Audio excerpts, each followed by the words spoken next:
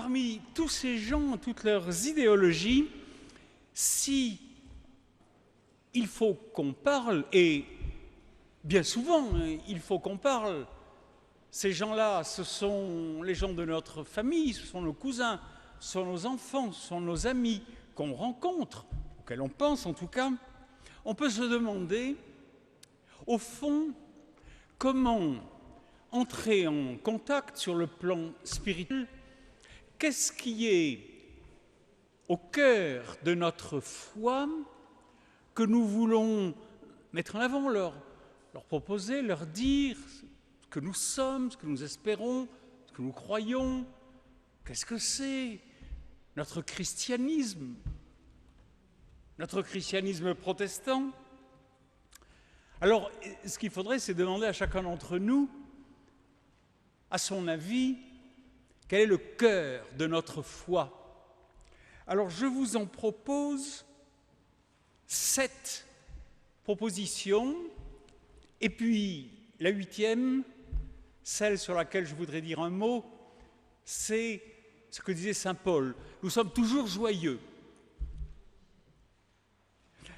La première chose qu'on peut dire, le cœur de la foi, je l'ai entendu dire par une jeune fille américaine qui disait à la télévision: ce qui est le plus important pour moi, ce à quoi je crois, c'est 3 choses. C'est la Constitution des États-Unis, c'est la Bible et c'est le droit de porter les armes. Ça crée tout de suite une espèce d'ambiance. Alors, je vous propose plutôt une autre manière de centrer la foi, c'est de dire: je crois que si je mets mes péchés au pied de la croix, ils seront blanchis par le sang du Christ. Je crois que Jésus-Christ est le Fils de Dieu, je crois à la Trinité, je crois au retour prochain de Jésus-Christ. Ça aussi, ça crée une certaine ambiance, parce que ça bloque en général tout. Oui, on peut dire ça. Alors, il y a une autre manière encore, c'est ma 3e, c'est de dire: je crois au Dieu Tout-Puissant, créateur du ciel et de la terre, le Tout-Puissant qui dirige toutes choses. Alors là, les évangéliques et les musulmans, ils commenceront à vous écouter. Vous avez tout de suite quand même un problème, c'est: oui, mais alors si Dieu est responsable de tout, le sida, les tsunamis, les cancers, etc., est-ce qu'il l'a organisé? Alors, ceux qui ne sont ni évangéliques ni musulmans vont se détourner de vous. Alors, prenez plutôt le sermon sur la montagne, c'est ma 4e proposition. Le sermon sur la montagne, c'est une utopie magnifique tout de même. Heureux ceux qui procurent la paix, ils seront appelés fils de Dieu. Alors les musulmans disent: fils de Dieu, ceux qui procurent la paix. Là, on commence à vous écouter. Puis vous pouvez dire aussi: et Jésus a dit, ne vous faites pas de soucis pour le lendemain, chaque jour suffit sa peine. Il a vraiment dit ça? Il a vraiment dit ça? Là, on peut commencer aussi à discuter. Vous pouvez aussi dire: être chrétien, surtout protestant, c'est la morale du travail. Nous, on est responsables, on produit avec honnêteté et on construit ainsi une société meilleure. J'ai un cousin qui, dans une association de copropriétaires qui se déroulait de façon un peu houleuse, a essayé. Il a dit: ce que je vous dis est vrai parce que moi, voyez-vous, je suis protestant. Bon. J'en ai une autre, c'est de dire: mais enfin, tout de même, le musée du désert, protestant pour tous. Les protestants qui vont au pèlerinage Saint-Jacques de Compostelle sont nombreux. Tout cela, le temple de l'oratoire, Saint-Pierre de Genève et Saint-Paul de Strasbourg, ça n'est pas rien. Ça marche moins que ce qu'on dit. La Cévenole, à toi la gloire, oui, enfin. Et puis, le dernier que je vous propose, enfin l'avant-dernier, c'est: toutes les religions prient, vous ouvrent à cette présence cosmique qui nous envahit, le mysticisme. Là, vous pouvez causer un moment, en général, ça ne mène pas à grand-chose. Alors, je vous propose, enfin, je vous laisse avoir votre idée, qui pour vous est évidemment la meilleure. Mais je voudrais dire un mot sur cette phrase de Paul. Nous sommes toujours joyeux. Et je voudrais dire un mot de cette idée du bonheur, cette idée d'être heureux, cette idée de l'épanouissement, de la plénitude, de la satisfaction, de la félicité. Tout le monde est intéressé. Tout le monde est intéressé. Par exemple, pour être heureux, il faut avoir un amoureux ou une amoureuse. Ça rend franchement heureux. Si vous êtes bien marié, si votre amoureux est agréable, votre amoureuse, un conjoint, des enfants, des petits-enfants, ça vous rend toujours joyeux. Avoir une bonne connexion à la 4G, ça n'est pas rien. Des jeux vidéo qu'on réussit, la musique de jeunes ou la musique d'adultes, c'est pas la même. Les sorties dans les restaurants, réussir un régime amaigrissant, je vous le recommande. Avoir des vêtements de marque, les vêtements pour les jeunes, les vêtements pour les vieux, c'est pas les mêmes. Tout cela, franchement, vous savez bien, ça rend heureux. Vous me direz, on n'a pas toujours tout ça. Vous me direz, finalement, ultimement, ça ne suffit pas. Finalement, ultimement, on a un sentiment d'inutilité, un sentiment de vie absurde. Il me semble que lorsque Paul parle d'être heureux, d'être toujours joyeux, il le dit de façon plus profonde, il y introduit le Saint-Esprit. Alors quand on introduit le Saint-Esprit, vous savez, ce dynamisme créateur qui monte en vous et vous redresse quand vous êtes courbé, vous fait voir la lumière quand c'est l'obscurité, évidemment ça change les choses. Je lis son texte d'autant plus qu'il vivait cela franchement dans l'obscurité. Écoutez-le.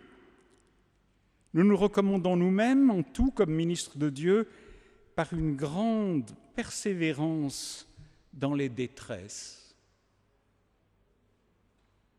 les contraintes, les angoisses, les coups, les prisons, les émeutes, les fatigues, les veilles, les jeûnes.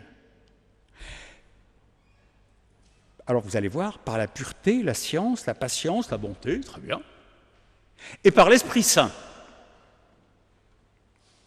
L'amour sans feinte, la parole de vérité, la puissance de Dieu, par les armes offensives et défensives de la justice, dans la gloire et le mépris, dans la mauvaise et la bonne réputation, tenu pour imposteur et pourtant véridique, inconnu, pourtant bien connu, moribond, et pourtant nous vivons, châtiés sans être exécutés, attristés mais toujours joyeux.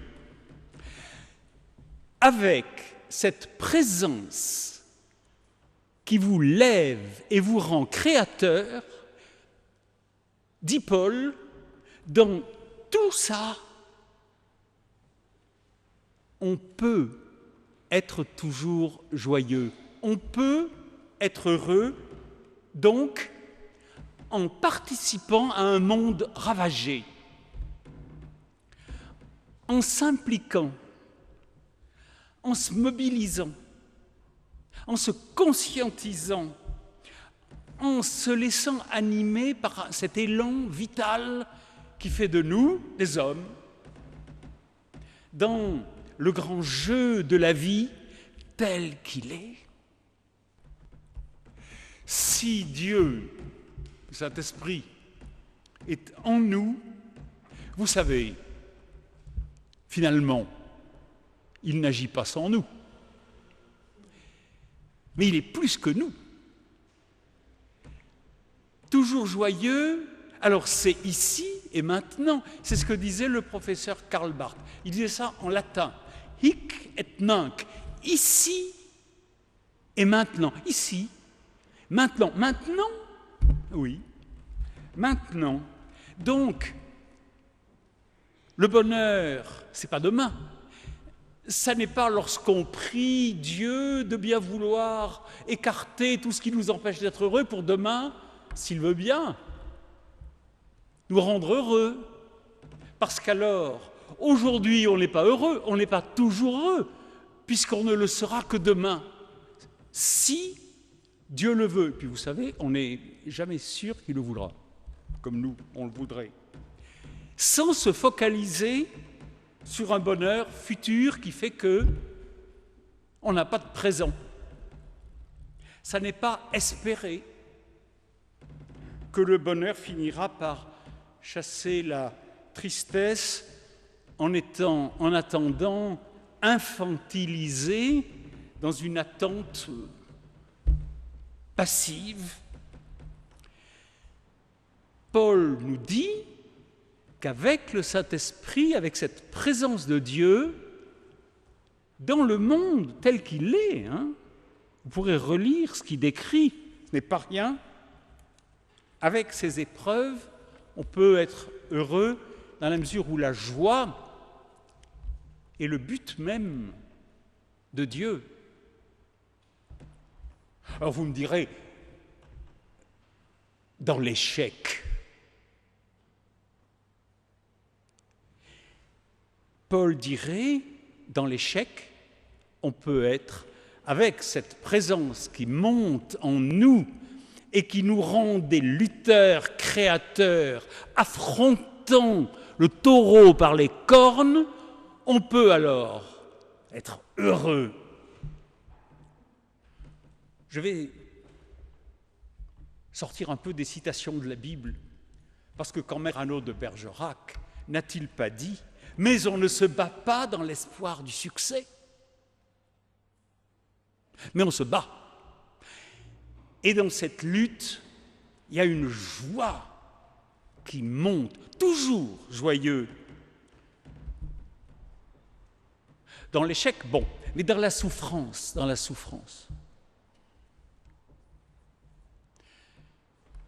Ne peut-on pas être démoralisé, sans ressort? Il y avait un cantique qu'on chantait autrefois qui n'existe plus dans le recueil. C'est peut-être dommage, c'est peut-être bien. On chantait « Jusqu'à la mort, nous te serons fidèles ». Accepter dans la souffrance d'être triste, sans laisser la tristesse nous envahir. La souffrance n'est pas anormale. Les animaux aussi souffrent, la nature aussi souffre. On peut affronter la souffrance avec un courage intérieur qui ne vient pas de nous, qui vient de plus profond que nous, qui n'est pas sans nous, qui est plus que nous. Le courage du Saint-Esprit dont parle Paul. Alors vous me direz, c'est optimiste. Non, le chrétien n'est pas optimiste. Vous savez, les optimistes, ils disent tout va bien. Il faut essayer de voir le bon côté des choses. Je me rappelle un homme qui disait, un peu évangélique, le Seigneur m'a repris ma femme, alléluia. C'est limite. Il ne faut pas être optimiste, tout ne va pas toujours bien. Néanmoins, on garde le courage. Alors vous me direz, on est pessimiste. Non, un chrétien n'est pas pessimiste non plus. Le pessimiste dit tout va mal. Quand on voit ce qu'on voit et qu'on sait ce qu'on sait, on a raison de penser ce qu'on pense. Non, un chrétien n'est pas pessimiste. La croix est plantée dans notre monde. Et ce n'est pas un symbole vide. C'est vrai que la souffrance et l'échec sont là. Alors je cite encore quelqu'un qui n'est pas dans la Bible, c'est Guillaume d'Orange, qui disait « Mais il n'est pas nécessaire de réussir pour entreprendre et pour persévérer, et nous dirons non à l'attitude des déplorations permanentes, des critiques systématiques. Nous ne voudrons pas donner au mal la victoire morale par nos paroles en disant que tout va mal. Jamais nous n'accepterons de donner la victoire au mal en étant négatifs. Alors, dans les tribulations, nous ne vivons pas les mêmes malheurs, les mêmes souffrances que Paul. Nous avons les nôtres. Est-ce que l'on peut, aujourd'hui, avec la crise économique, avec le chômage, avec l'insertion des jeunes, avec les banlieues, être toujours joyeux? Oui, vous n'avez qu'à vous dynamiser, lire les journaux, regarder la télé avec un esprit critique et avec le dynamisme créateur que Dieu fait monter en nous. Nous ne serons pas vaincus, mais nous lutterons courageusement dans cette situation-là et nous pourrons dire comme Paul, toujours joyeux à travers, dans l'épaisseur même de cette crise économique. Alors vous me direz, la crise écologique, alors ça c'est sans espoir. Dans la crise écologique que nous connaissons, avec la montée des océans et tout ça, nous pouvons être conscientisés, être mobilisés, être convaincus en citoyens responsables que dans notre milieu à chacun, à notre niveau de responsabilité et de possibilité, nous serons des hommes debout à cause de cette présence en nous qui nous empêche de nous écrouler. Dans la crise morale, la morale, parlons-en. Quand on entend dire ce qu'on entend dire, quand on pense nous-mêmes, ce qu'on pense nous-mêmes, peut-on être toujours joyeux? Oui, dit Paul. Simplement, il faut être un peu intelligent. Il faut être un peu lucide. Il faut laisser la présence de Dieu nous faire voir le monde avec les yeux qu'avait le Christ en Galilée. Et nous regarderons nos enfants, nos cousins, nos petits-enfants et nos contemporains avec un sourire vainqueur. Dans la crise politique, peut-on être toujours joyeux quand on voit... Bon. Oui, dit Paul, et n'attristez pas le Saint-Esprit de Dieu qui fait monter en vous cette joie que Dieu donne. Amen.